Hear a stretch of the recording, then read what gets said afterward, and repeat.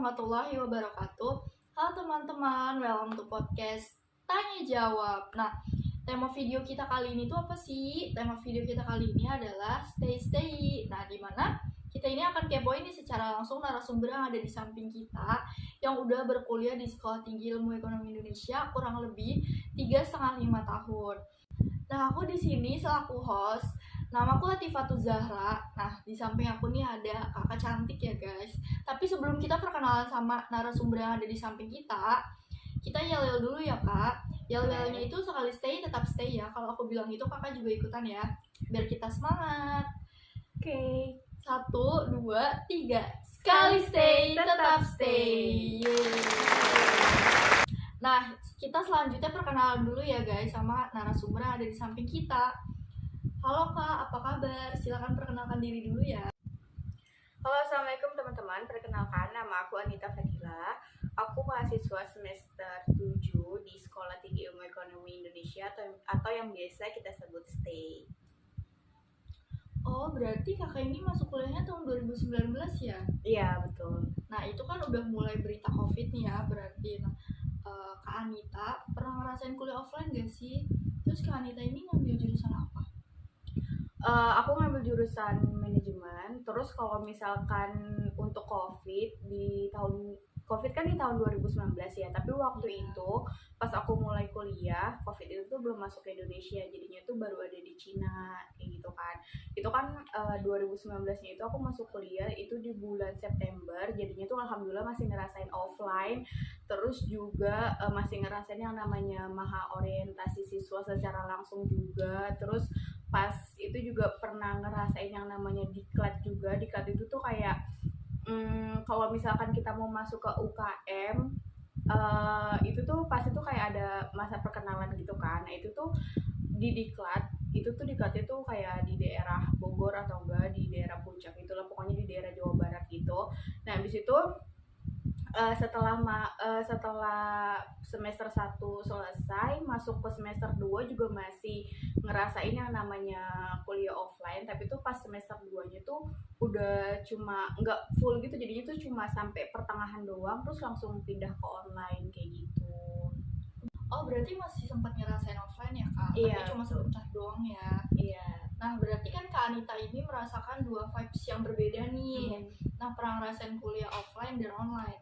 Nah, menurut Kak Anita, yang lebih berasa perbedaannya itu apa sih? Terus lebih enak kuliah offline atau online menurut kakak?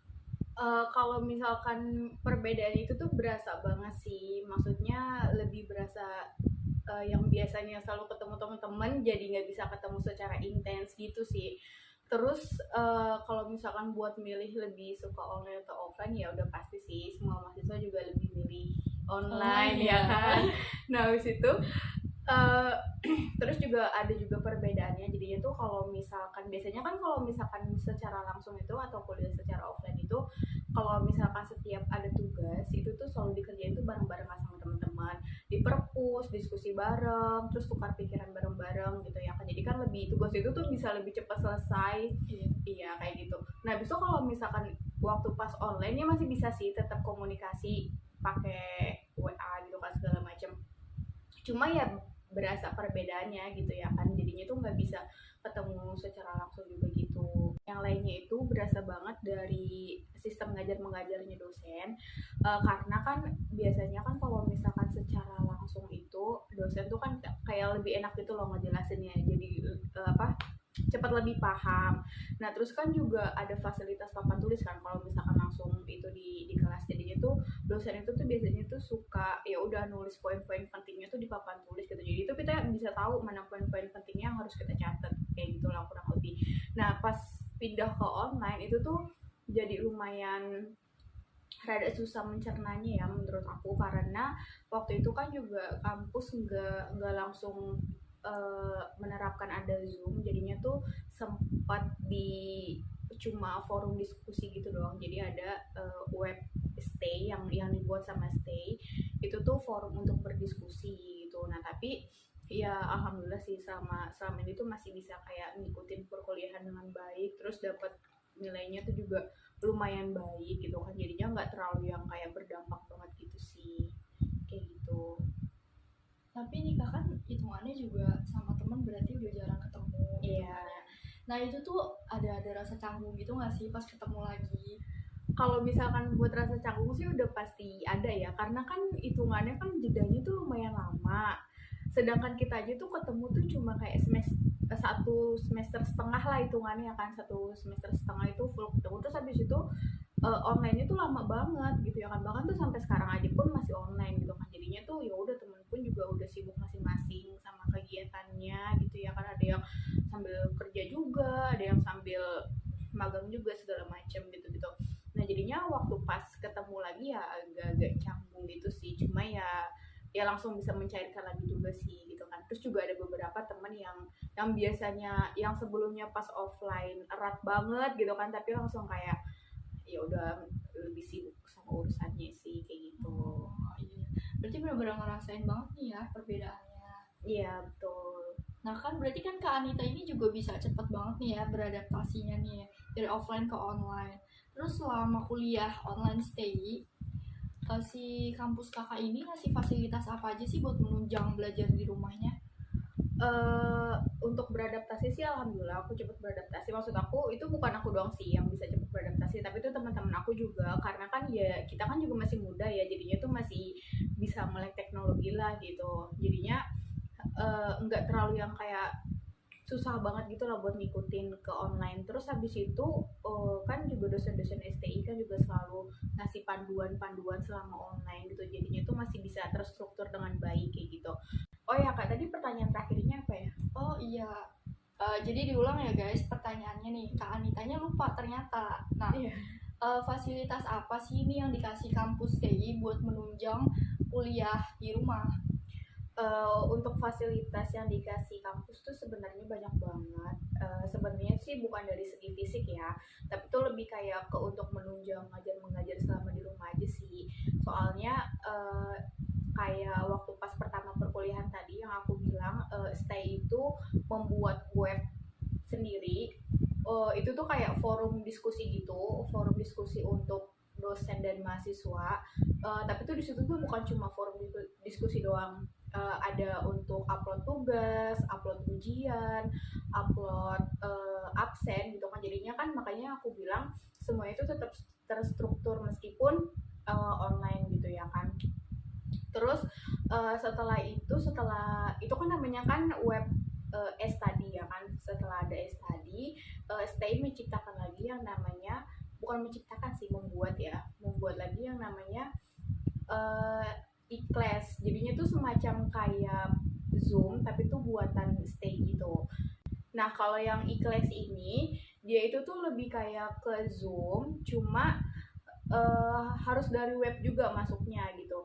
Jadinya tuh di situ kita bisa masuk ke room kelasnya, terus masukin kode, masukin email segala macam. Nah, nanti kalau misalkan tahap-tahapannya udah keisi semua, nanti langsung bisa masuk ke fax namanya. Nah itu tuh pas udah ada fax ini, menurut aku lebih lumayan sih ngajar mengajarnya. Jadinya tuh dosennya tuh bisa ngejelasin secara langsung, cuma masih ada kekurangannya, yaitu nggak ada fasilitas buat on cam gitu. Jadinya tuh kita tuh nggak bisa ngelihat wajah dosennya gimana, wajah teman-teman gimana kayak gitu kan. Jadi cuma via suara doang kayak gitu. Terus setelah dari fax, stay ngembangin lagi di situ dia e-classnya itu tuh jadinya tuh bukan ke fax tapi tuh langsung ke Zoom. Nah pas udah bisa ke Zoom ini menurut aku kayak benar-benar udah enak banget sih. Jadinya tuh lebih lebih praktis, lebih gampang gitu kan. Terus juga lebih enaknya tuh buat presentasinya tuh lebih gampang gitu kalau misalkan ada presentasi kelompok. Terus juga bisa on cam juga kan, jadinya tuh kita bisa tahu muka dosen itu kayak gimana, muka teman-teman kita tuh kayak gimana kayak gitu. Terus kalau misalkan untuk yang lainnya, waktu pas selama pandemi stay itu juga bikin program bantuan untuk mahasiswa nikah, untuk mahasiswa yang perekonomiannya itu tuh terdampak sama COVID gitu. Jadinya tuh teman-teman di stay yang perekonomiannya kena terdampak dari COVID itu tuh pembayaran kuliahnya tuh bisa dicicil sampai beberapa kali gitu. Terus sama waktu itu sempat ada bantuan juga kalau nggak salah sih, tapi kayaknya pembantu dari pemerintah ya, tapi aku lupa namanya apa. Itu tuh kita tuh eh, BPPSKS BPPSKS atau BPP tetapnya gitu, yang dipotong gitu, jadinya tuh dipotong 1 juta lebih gitu lah. Itu tuh lumayan ngebantu banget sih menurut aku. Terus juga kan bukan dari kampus doang kan, tapi pemerintah juga ngasih bantuan ke para mahasiswa juga untuk menunjang belajar online-nya, yaitu kan ada bantuan kuota juga kan, kuota gratis juga tuh dari pemerintah. Itu juga menurut aku tuh benar-benar lumayan, bukan lumayan sih, mau membantu banget gitu kan, karena ya kalau misalkan gak ada kuota tuh kita tuh nggak bisa belajar gitu ya kan, semuanya kan harus pakai kuota, dari mulai Zoom, nyari materi segala macem kayak gitu. Berarti banyak juga ya bantuan dan fasilitas yang disediakan sama STI buat mahasiswanya. Nah, STI itu juga selalu melakukan pembaruan terus berarti ya Kak? Iya betul, selalu update lah. Iya, nah kalau soal kesulitan nih, pernah nggak sih Kak Anita itu mengalami kesulitan selama melakukan perkuliahan dari rumah? Kalau misalkan kesulitan ada sih, tapi nggak terlalu, alhamdulillah nggak terlalu yang kayak berat-berat banget gitu ya. Palingan tuh kesulitannya tuh kadang tuh suka kayak nggak mudeng gitu loh, bukan nggak, gimana sih kalau bahasa Indonesia itu, kayak nggak ngerti gitu, nggak cepat ngerti lah apa yang dosen-dosen bilang gitu, karena kan nggak langsung gitu ya kan, jadinya tuh kayak harus Diulang-ulang iya kan? diulang-ulang baru paham kayak gitu. Terus apa lagi ya, sama ya udah sih, kayaknya cuma kayak gitu-gitu aja sih kesulitannya. Aku nggak pernah, alhamdulillahnya tuh nggak pernah ngalamin kesulitan yang gimana-gimana banget gitu. Alhamdulillah berarti bisa dibilang lancar nih ya selama perkuliahan di rumah. Paling cuma ini kali ya, ngalamin struggle-struggle dikit lah. Iya. Nah tadi di awal Kak Anita itu bilang kalau misalkan ngambil jurusan manajemen. Nah apa sih yang membuat Kak Anita nih tertarik buat ngambil atau kuliah di jurusan manajemen?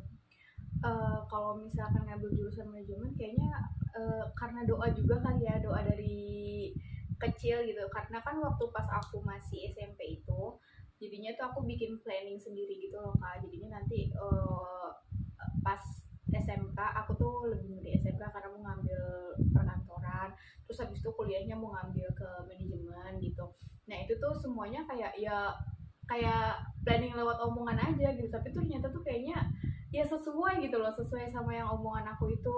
Terus ya setelah itu ya ada cita-cita juga pengen kerja di perkantoran kayak gitu ya kan, ya jadinya itu aku milih milih manajemen karena ya emang udah mau aja gitu, dan juga emang udah pilihan juga dari kecil gitu kan, istilahnya kayak udah nyari-nyari tahu lah gitu jurusan-jurusan yang ada di waktu di SMA SMK itu apa jurusannya, waktu pas di perkuliahan tuh adanya tuh jurusan apa aja gitu.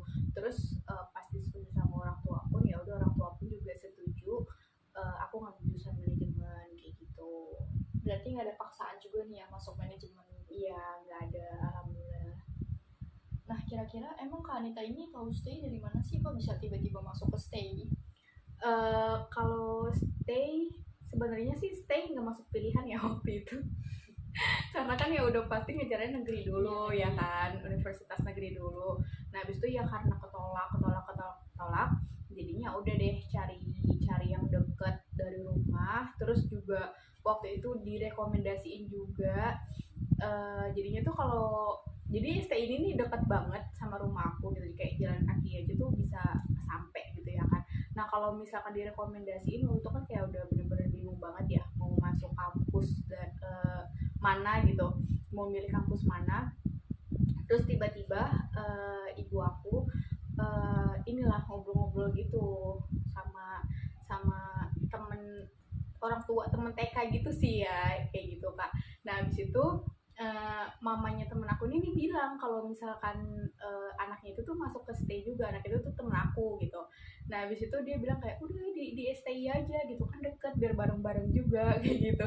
Padahal tuh kita tuh kayak udah lama banget nggak ketemu loh di situ ya kan. Terus habis itu ya ibu aku kan ngasih tahu, setelah itu ibu aku ngasih tahu aku, terus kayak langsung bilang mau gak di stay, ada si ini nih, nanti siapa tahu bisa bareng gitu ya kan.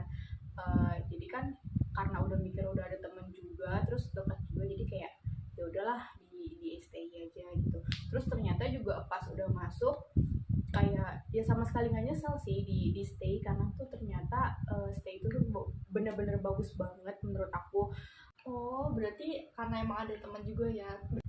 Nah, sebelum masuk stay nih kak kan pasti punya nih planning masuk kampus jurusan mana gitu kan gak mungkin ya langsung ujuk-ujuk langsung mikir mau masuk stay. Nah, sebelum ada planning masuk ke stay, kakaknya itu punya pilihan masuk kampus mana?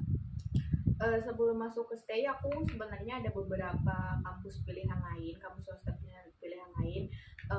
Salah satunya ada Trisakti sama IBN, tapi waktu pas IBN aku cuma kayak datengin kampusnya terus kayak lihat-lihat gitu, tapi nggak serak gitu sih gitu kan. Habis itu selanjutnya kalau misalkan untuk Trisakti itu aku lebih kayak tertariknya tuh di asuransinya. Itu tuh ada di daerah Rawamangun juga. Kampus Trisakti asuransi gitu kan, dia kampus C gitu. Nah sempat tertarik masuk situ tapi sama orang tua nggak diizinin gitulah, jadinya alasannya kayak ya takutnya nanti kerjanya tuh nggak bisa universal gitu ya kan, karena kan jurusannya kan kayak terstruktur di situ aja gitu. Beda kalau misalkan kita ngambil manajemen kan kayak lebih universal, jadi kerjanya tuh bisa di mana-mana aja kayak gitu. Oh, jadi berarti nih dua pilihan kampus yang lainnya itu ada IBN sama si Trisakti ya kak? Iya betul. Gak berasa ya kak, udah lama juga nih ya kita bincang-bincang. Makasih banget loh Kak Anita udah hadir di sini. Iya makasih juga.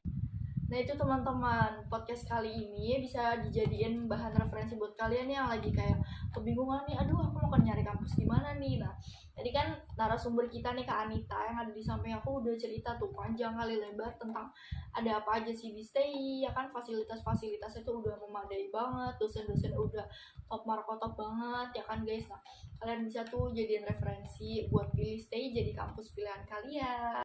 Nah, segitu dulu ya teman-teman podcast kita kali ini. Sampai bertemu di podcast selanjutnya. Saya Tifatul Zahra selaku host dan Anita Fadila selaku narasumber kita kali ini. Sampai bertemu di podcast selanjutnya. Bye-bye.